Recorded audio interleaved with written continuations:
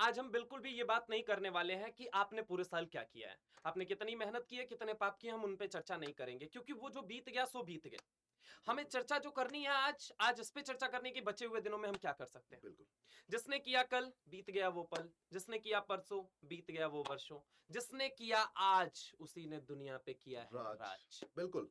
बिल्कुल सही लाइन है सर। आज जो हम बात करने वाले हैं हम यही करने वाले हैं कि अपने पास बचा क्या है। देखो, जो हो चुका है वो तो हो ही चुका है। ऐसा भी नहीं है कि आपने बहुत लापरवाही की है। आप बहुत अच्छा करते हुए आए हो। हमने बैचेस में भी देखे हैं, ठीक है, आपने अपने इंस्टीट्यूट में भी बहुत अच्छा किया हुआ है।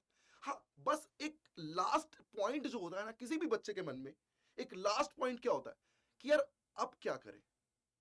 कोर्स खत्म हो गया है, कोर्स लगभग लगभग कंप्लीट हो गया है, बट हाथ में अभी भी कुछ नहीं आ रहा। कुछ नहीं आ रहा है।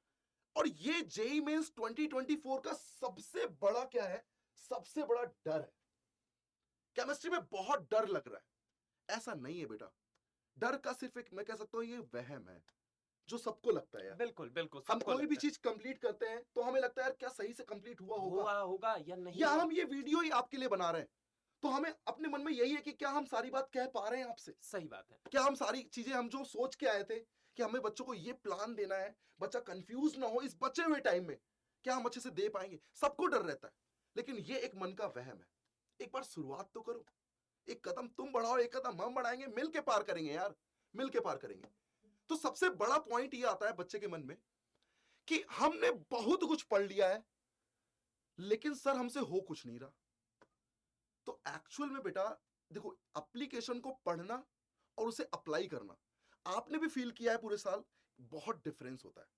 बिल्कुल सही बात है। लेकिन अगर उस एप्लीकेशन को पढ़कर हम क्वेश्चन सॉल्व करें उसी समय हम प्रैक्टिस भी कर रहे हैं, हम कोई गैप नहीं दे रहे हैं चीजों में, हाँ बिल्कुल सही बात है। तो वो समझना बहुत इजी होता है। हाँ बिल्कुल, हमारे लिए चीजें इजी हो जाती बिल्कुल। हैं, बेटर अंडरस्टैंडिंग हो जाती है। अब जो बच्चा भूल रहा है ना सर, हम्म।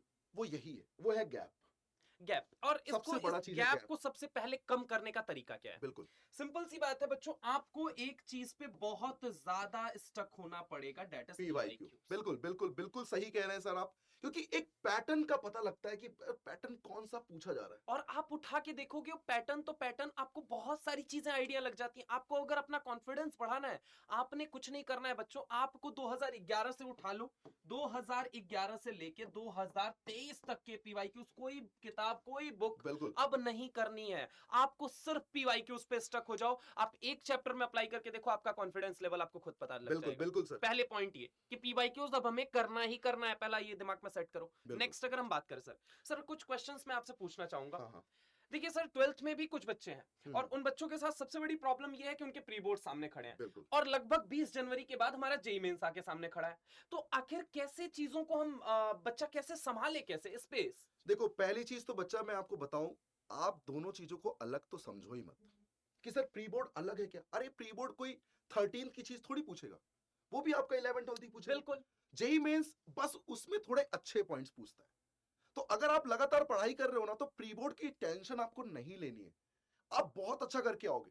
अभी ज्यादा मेजोरिटी में आपका होना चाहिए जेई मेंस 2024, जिसको अच्छा, आपको मिलके हिट करना उसमें है। एक पॉइंट मैं ऐड भी करना चाहूंगा। अगर मान लो अगर ऐसा डर ही है ना, तुमको एक काम करना है, दिन के 2 घंटे निकालने हैं बेटा जी, हाँ आप 2 घंटे निकाल के बिल्कुल। पर डे आप ज्यादा नहीं 10 पेज लिखना चालू कर दीजिए। और सर इसमें कहां से लिखे सर, पिछले 7 वर्षों के जो सीबीएसई के पेपर आए हुए हैं, या फिर जिस भी बोर्ड के हैं आप, लेट सपोज दैट आप आरबीएसई के हैं या बिहार बोर्ड के हैं या जिस भी बोर्ड के हैं, आपको करना क्या है, इसका भी पीवाईक्यूज पिछले 7 सालों का लेके, कुछ नहीं करना है, 10 पेज ईच सब्जेक्ट में आपको रोज लिखना ही लिखना है। और लगभग लगभग मैं आपके पास बोलूं कि अगर पूरा दिसंबर है ही है, इस पूरे दिसंबर के अंदर आपको पैनिक नहीं होना है, बस आपको ये फॉलो करना है। देखो, बिल्कुल। पहली चीज ये कि क्वेश्चन कहां से करना है, तो पीवाईक्यूज कहां से, कौन से पीवाईक्यूज, तो जेई मेंस के जो पीवाईक्यूज आए हूं। दूसरी प्रॉब्लम की सर हमारे साथ प्री बोर्ड की प्रॉब्लम है, अगेन उसका भी एक सॉल्यूशन है, उसका सिंपल सॉल्यूशन है पीवाईक्यू। बिल्कुल, बहुत बहुत जी बढ़िया सर। सर। हाँ, तो मैं ये बात कर रहा था कि बच्चे को क्या करना चाहिए। ये जी। ये तो चलो आपका एक डर है कि हमारा हाँ। प्री बोर्ड आ रहा है, हम्म। हमारा जेई मेंस आ रहा है, एक साथ आ रहा है, मिक्स होता है। हम्म। और ये सभी बच्चों का हाल है, सही बात किसी है एक का बिल्कुल। नहीं, सभी का हाल है। और सभी जेई मेंस देंगे, ऐसा मत सोचो कि नहीं क्या कुछ बच्चे नहीं दे रहे, हम आगे हो जाएंगे क्या, नहीं। सब टेंशन में पेपर देते हैं, बस उस टेंशन से कोई निकल जाता है और कोई डूब जाता है। इतना ही फर्क है बस इस पेपर में, बता दूं मैं आपको। तो आपके लिए अब जो प्लानर हम लेकर आए हैं कि उन बचे हुए डेज में हमें क्या करना चाहिए, क्या नहीं करना चाहिए, किन चीजों पे टाइम वेस्ट नहीं करना चाहिए और किन चीजों पे टाइम देना चाहिए। ये सारी बात आज हम इस वीडियो में करने वाले हैं। ये प्लानर उन बच्चों के लिए, मैं पहले बोल दे रहा हूं, ये प्लानर उन बच्चों के लिए है जो मेहनत करने के लिए रेडी हैं और 70 से 80 नंबर का ख्वाब देख बिल्कुल रहे हैं। बिल्कुल, मेहनत बहुत बड़ा पॉइंट है सर। बहुत बड़ा। बच्चे के मन में एक होना चाहिए कि यार डिसिप्लिन होके मेहनत करूंगा, जो सर बोलेंगे वो करूंगा। बस यहां पर बेटा अगर हम आगे बढ़ाने का कुछ सोच रहे हैं ना, तो पहला आप ही के बारे में सोच रहे हैं।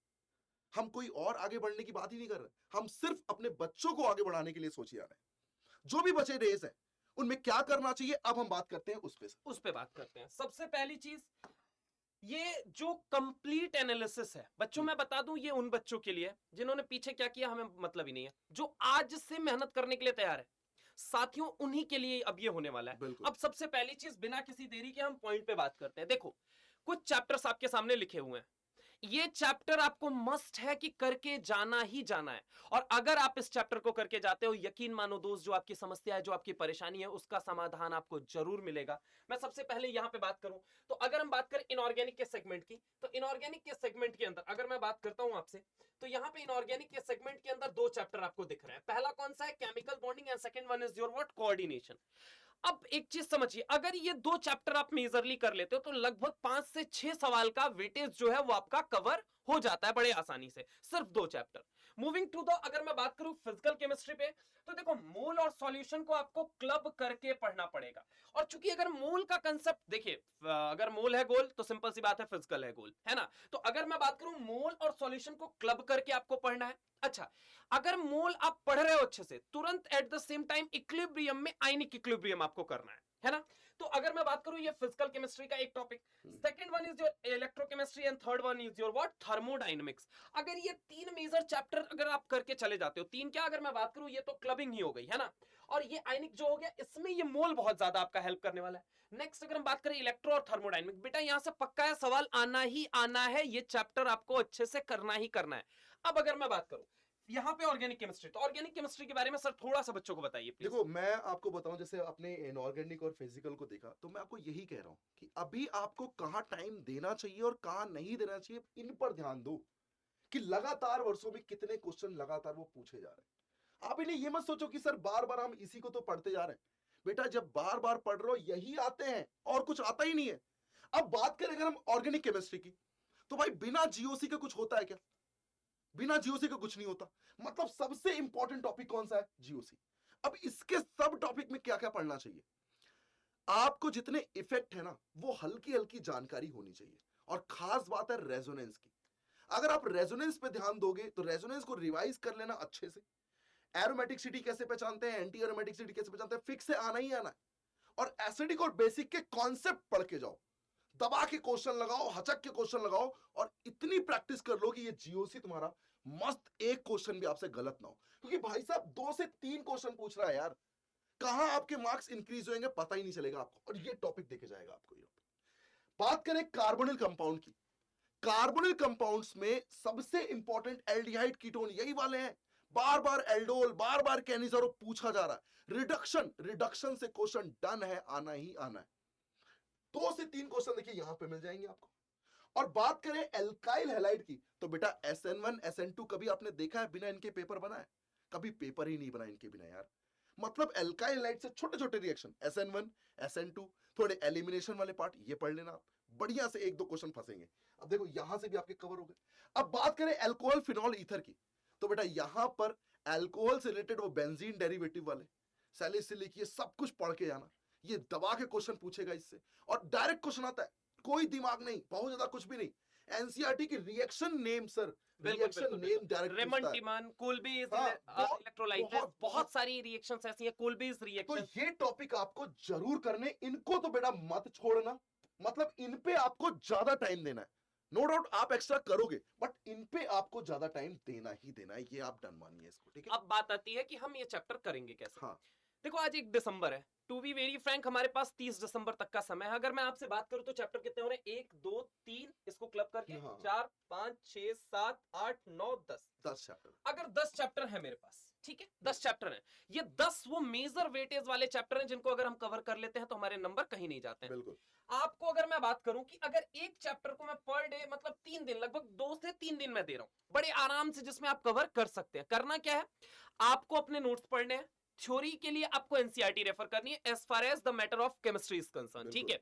तो आपको नोट्स, एनसीईआरटी, और इसको तुरंत अप्लाई किसके साथ करना है, पीवाईक्यूज। अच्छा, तीनों को एक साथ रख के आपको पढ़ना है। जिस भी टॉपिक को आप पढ़ रहे हो तुरंत पीवाईक्यूज में उसके क्वेश्चन देखो कि उसके ऊपर क्वेश्चन कैसा आया हुआ है और कैसा क्वेश्चन पूछा जा रहा है, ठीक है। इससे क्या होगा, इससे आपका कॉन्फिडेंस जो है बेटा वो ऊपर जाएगा और लगभग लगभग बड़े आराम से आप 3 दिन के अंदर अगर आप एक एक्स नंबर ऑफ आवर्स देते हो केमिस्ट्री को, तो आप बड़े आसानी से पार पा लोगे, आप आसानी से ये 10 चैप्टर कवर कर लोगे। और अगर ये 10 चैप्टर आपके कवर हो जाते हैं, इसका मतलब ये है लगभग लगभग 70 से 80 मार्क्स आपके स्कोर हो जाएंगे। नाउ व्हाट, आपके पास जनवरी पूरा खाली बचा हुआ है, उसमें आप उन चैप्टर्स को कर सकते हो, जैसे कि हाइड्रोकार्बन की मैं बात करूं, ऑर्गेनिक के अंदर अमीन की बात करूं सर, इनऑर्गेनिक के अंदर डीएनए ब्लॉक की अगर मैं बात करूं आपसे, रेडॉक्स रिएक्शन की मैं बात करूं, क्योंकि जहां से यहां से एक एक क्वेश्चन वाले चैप्टर है, ये आना ही आना है, एक सवाल तो पक्का ही पक्का है इनसे, ठीक है।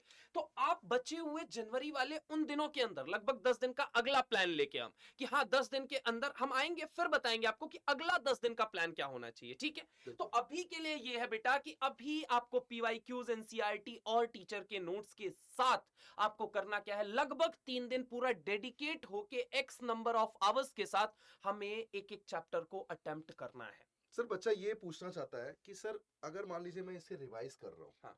क्या कोई ऐसा सोर्स इसे इस लास्ट टाइम में मिल जाए जो उसके गेम को एंड कर सके, तो क्या वो बहुत अच्छा नहीं होगा? अंतिम प्रहार, अंतिम बिल्कुल। आक्रमण के लिए, द एंड गेम के लिए अब आएंगे द ग्रेट लॉन्च ऑफ शंखनाद। शंखनाद है, बिल्कुल। शस्त्र उठा, शंखनाद है, शस्त्र तो उठा। बेटा ये जीत है के आपका पहले। Real solution. जी, जीत के पहले बिल्कुल। एक बिगुल बजता है, बिगुल आपके लिए चालू है बेटा। आप एकदम परेशान मत होइए, कुछ मदद जो हम आपकी कर सकते हैं आपके उस आक्रमण में, आपके उस हथियार को अच्छा करने के लिए हम डेफिनेटली करेंगे बेटा। और बिल्कुल। शंखनाद है, शस्त्र उठा। हम कह रहे थे ना सर, एक कदम आप चलो, एक कदम हम चलेंगे और साथ में रास्ता पार कर जाएंगे, वो है हमारा ये कदम। और बेटा ये शंखनाद मैं कह रहा हूं, ये लास्ट टाइम के लिए आपके मतलब आपकी चीजों को इतना सही मैनेज कर देगा ना, आप खुद बोलोगे सिलेक्शन होने के बाद कि सर ये शंखनाद ने ना रियल मेमोरी बहुत हेल्प की है, मतलब बहुत ज्यादा इफेक्टिव होने वाला है ये शंखनाद। आपको हमेशा आपको पूरे पूरे वन शॉट मिलने वाले हैं यहाँ पर, बिल्कुल वन शॉट मिलने वाले हैं, मतलब पूरा सिलेबस आपको यूं दिखेगा, यार आज तो मैंने ये पूरा टॉपिक पढ़ लिया, आज तो मेरे से ये क्वेश्चन पूरे हो गए, इससे बड़ा कॉन्फिडेंस आ नहीं सकता बेटा। तो ये शंखनाद हम जल्दी ही लेकर आने वाले हैं, और बेटा ये शुरू कब से होने वाला है इसकी भी बात हम बहुत अच्छे से करेंगे, बहुत जल्दी, बहुत जल्दी, बस थोड़ा सा वेट, बिना किसी हाँ। देर के कल शाम को 6 बजे पूरी डिटेल रूप से हम आपके बिल्कुल। सामने तो होंगे। कल जुड़ना ना भूलें अपने संकल्प भारत जेई चैनल पे, कल शाम 6 बजे जब हम इसकी लॉन्चिंग में आ चुके होंगे, ठीक है। तो मिलते हैं शंखनाद में कल शाम 6 बजे। Thank you.